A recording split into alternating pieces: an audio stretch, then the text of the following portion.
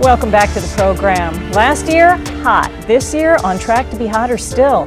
June of 2015 was the hottest month recorded in 136 years. That's according to NOAA, NASA, and an agency in Japan, JMA. We're talking about global temperatures, not just the weather here in the United States. Here to talk about whether this is a trend we need to worry about, and I think we pretty much established it is. I have next to me Randall Solomon, who is co-director of the Sustainability Institute at the College of New Jersey, and also Dave Robinson, professor of geography and a climatologist at Rutgers University. The ever-popular Dr. Bart Rossi remains with us from our last segment. And I believe we have a guest on Skype, Mike Bond, who is an environmentalist and author of a new thriller called Killing Maine. Mike, thank you so much for being with us. Well, we want to talk about first, I'm going to go right to Dr. Rossi because we were talking about this before the show. The debate over whether climate change is a fact or we're just going through different phases that are, normal. Well, actually, this is one of my favorite segments because as a psychologist, I get all wired up on the fact that people really want to deny this climate change. And why is that? You have to ask that question. And it comes back to really ideology trumping common sense. And they don't want to believe all of the scientists, all the data, either because they're locked in with the coal industry or oil, money in politics. The Senate leader who is in charge of the environmental protection organization, that the Senate leader brought a snowball onto the Senate floor this year to say that there is no climate change. That it's cold, it's not hot. I mean, this kind of stupid, foolish thinking is out there even amongst our senators. So it's something that this denial that I think is really what we have to take a look at, and we have to be really very aggressive in convincing people and letting them know that they have to change. Don't you have to also have empathy for the common man, though, who feels, it's sort of like fear of death, fear we're annihilating ourselves, and you deny that. We never sit here and think, I'm going to die soon, I'd better eat right, I better exercise. You deny. Right. Yep. So we work at the Sustainability Institute with municipalities, coastal municipalities in New Jersey. And after Hurricane Sandy, I think we saw a big tamping down of the ideological response. I think the idea that sea level rise, storm surge, it's going to be different in the future, and we have to adapt to that. But when it comes down to grappling with the reality of what that means at the local level, they're in denial, not for ideological reasons, but how do you, if you're a mayor and you have some nice academics from my institute or his institution showing up and explaining to you that half of your town is going to be underwater by 2050, and your tax base is going to be reduced by half, and is that something you really want to sort of have a big public forum and talk about, or are you just going to say, well, this was great, thank you very much, and that's been the response. I'm going to leave the debate alone in a second and just move on, but I want to bring up too that last winter, the eastern U.S. and Canada had some of the coldest months on record, and most people relate to the environment in which they live, and they've got to be thinking, if it's the coldest it's ever been, what kind of warming trend is it? You're nodding. First of all, it was cold, but it's been colder, and we were an anomaly globally. The Earth is cooking. The Earth is baking. Every month we set new records, and every 12-month interval is the warmest compared to the last 12-month interval. So we're very warm. The Earth's getting warmer. To me, as a scientist, it's a matter of not belief in climate change. It's understanding the climate system and what's going on within the system, the forcings that humans are putting on the system, what it's doing to temperatures, precipitation patterns, sea ice, and so forth. Go into that. Start with what is naturally perhaps occurring to contribute to this, and how much then are we as humans impacting what's going on? Well, it all depends on the time frame. If we're looking at an individual storm or heat wave, they've occurred in the past, they'll occur in the future. But you can't just take them and say that climate change had nothing to do with them. Climate change is in the background all the time. And so it's like we're going up a hill, be it with warming, and there are ups and downs as you go up that hill, kind of going side to side, and those are the day-to-day, month-to-month, even year-to-year weather variations, but you are going uphill all along, and that's the climate change that humans are responsible for. Before you go too much further with this, I want to bring Mike Bond in, who's standing by on Skype. And Mike, can you weigh in too on what is just happening naturally to contribute and what we're doing to cause climate change? Well, there are fluctuations, natural fluctuations that we're going to get, Diane, but what's happening now, if you wish, anthropogenic, it's human caused, just enormous. I just came back from 6 weeks in the Alps and climbing Mont Blanc, and for the first time in history, the top of Mont Blanc is above freezing, and in fact, they're trying to stop all climbing because of the risk of enormous sheets of ice that are melting and coming down the mountain. Across Europe, it's clear that there's an enormous increase in overall temperatures, not only in the winter, but also in the summer. And I'm now in Maine, which, as somebody just pointed out, we do have little areas that are cooler than normal, but that's not inconsistent with climate change. I think really most of us at this point agree that there's major climate change going on, and the results will be catastrophic. The question is, how quickly and how much can we alleviate or change this? And that's really where our discourse has to be right now. What are the solutions that will work? I can recommend a number, but I'm sure our colleagues here will also be able to do so. But I think that's what we have to focus on. What can we do to stop this before it becomes massive? Well, let me weigh in or get the opinions of the people here and then come back to you as well, Mike. What needs to be changed immediately to at least halt the progress, and can we do things in time? Well, most scientists, the IPCC, all the scientists say that there's a lot of warming that's going to occur no matter what, even if we were to stop emitting greenhouse gases today. Is that because of what we've done so far? Okay. Yeah, the CO2 that we've emitted is going to stay in the atmosphere for a long time. But we can still avoid catastrophic global warming or degrees of catastrophic global warming. So warming's going to happen. There's still time to sort of bend the curve. Will it look like this or like this? And greenhouse gases is the #1 culprit that we need to deal with. Okay. That's what's driving climate change. But at the same time, because we know that climate change has already occurred, is happening, and in the future, even again, no matter what we do, is going to happen, we have to start focusing on adaptation strategies. So regardless of what we do, the sea is going to continue to rise. It's going to rise everywhere in the world. It's going to rise here on the East Coast.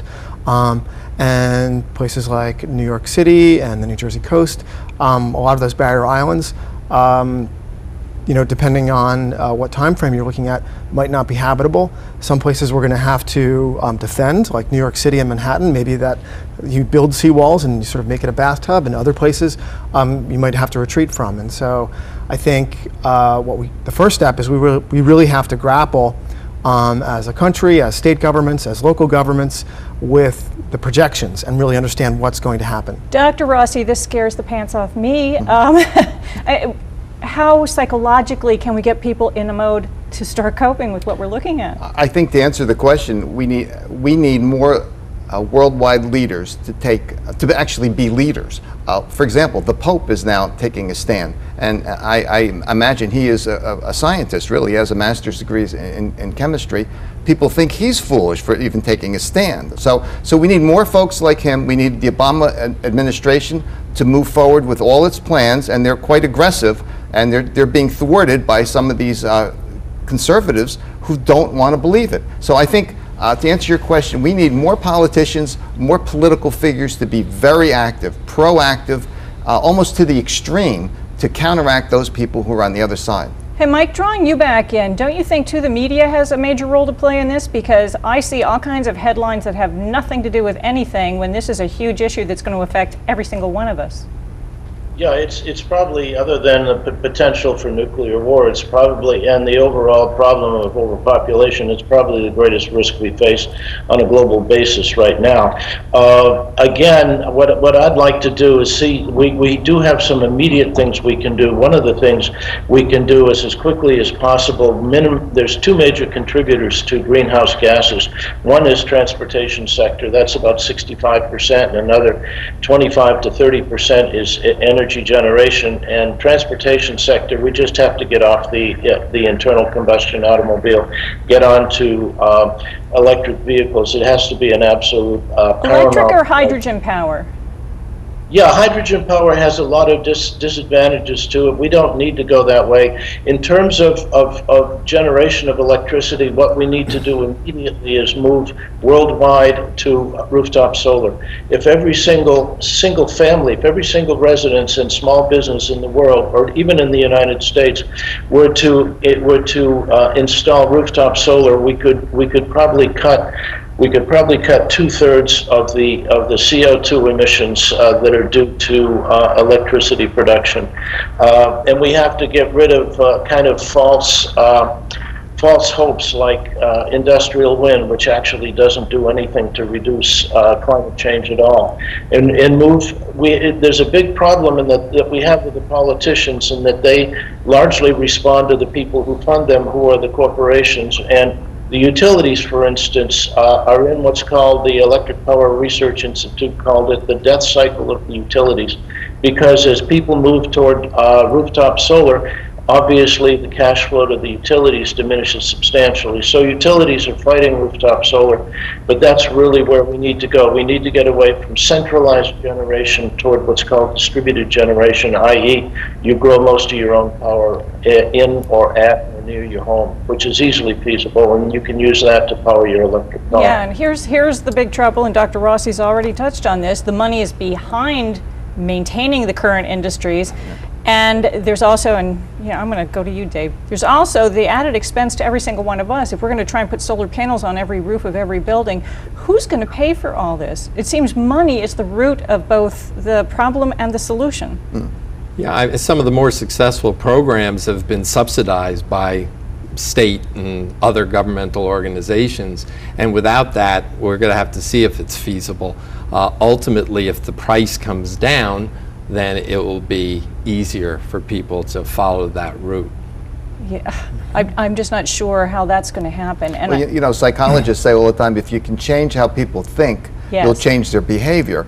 This is a colossal case of doing exactly that, It's almost like we have to frighten people half to death to get them motivated enough to make the changes that are necessary, or to force the politicians and the utility companies to implement the change. Well, nobody wants to look that way. I think, if you want individuals to change, you have to make it easy for them. No one wants to swim upstream or blow against the wind. And I think, although public opinion about government is pretty low right now, I think at a fundamental level, most people think that if a problem is real, government's going to deal with it in some meaningful way. And if the right thing for me to do is this, then that ought to be made easy for me, and someone's going to be thinking about that. And so when it comes to rooftop solar or electric vehicles, for example, we need plug-in infrastructure all over the place to make that possible. And there's a thing called range anxiety, where people, in the back of their heads, they're just sort of thinking, I know I only drive 30 miles a day, and this car has a 100-mile range, but what if that one day, so to overcome that, you can make investments in vehicle charging infrastructure all over the place, and that's happening. So there's things that government can do to make it easier for people, but again, government at a certain level has to lead. Range anxiety, is that a new psychological term? That's a beautiful. It's not even that new, so yeah. That's good. Earlier, Randy in particular talked a little bit about what happened here during Hurricane Sandy right in the New Jersey area, and that was a real smack upside the head. What is the potential impact if we do nothing? I mean, people are rebuilding where their homes were already washed away. I don't see change happening to protect anyone in the future. I see us getting set up to repeat the mistakes. Right. And we're doing that's there are repetitive losses. And following Sandy, there's a Blue Acres program in New Jersey that's buying out flood-prone areas, but none right along the coast. They're mostly inland areas that have been susceptible to freshwater flooding, and people are being bought out, and they're leveling these homes. It reduces the tax base, but it also can save lives and protect emergency response crews who will no longer have to worry about those neighborhoods. But that's where it has started. But to move along the coast, these golden coasts is going to take an awful long time. Oh, we've always paid Yeah. a premium to be on the coast, whether it be New Yeah. Jersey's or California or Florida or wherever, and now these are the high-risk areas and nobody wants to let go. Right. And yet nobody wants to put in the money to build the structures to protect the areas. And the New Jersey coast alone, so very conservative projections, which are really 4 years old at this point, show that at least 30,000 new homes by 2035 are going to be newly inundated. So, and Newly again, inundated underwater in a whole well, new way. it won't be. Well, it's not that they'll be underwater, every day, but when there's, you don't need a Hurricane Sandy to have sort of storm surge. So we have storms off the coast all the time. So like your regular run-of-the-mill storm will start to inundate and flood these homes. And history shows that if you really don't change behavior, Yes. the behaviors get worse. So if you're having, if you're involved in bad behavior patterns, and if you don't make some changes, it's going to be progressively worsened. Well, did you want to add one more comment? We're almost out of time. And I'll just say that all over the headlines is Dr. Jim Hansen from NASA and his colleagues just released a report that sort of says that the previous sea level rise projections are way too conservative, and that they're predicting 10 feet of sea level rise by the year 2060, I believe. And all the climatologists and climate scientists are abuzz about it, sort of digging into the research, but they're big claims. And so I think the point to take away from it is that these projections are fluid, and the things that we're working with now are actually fairly conservative. Well, on that note, I think we are going to have to wrap up. Mike, thank you very much for joining us via Skype. Gentlemen, thanks for being right here in the studio, and I hope you have motivated some people to do something. I'm not even sure where to start, except saving money for that solar panel. Talking about planning for the future, we're going to do more of that when we come back, so stay right there.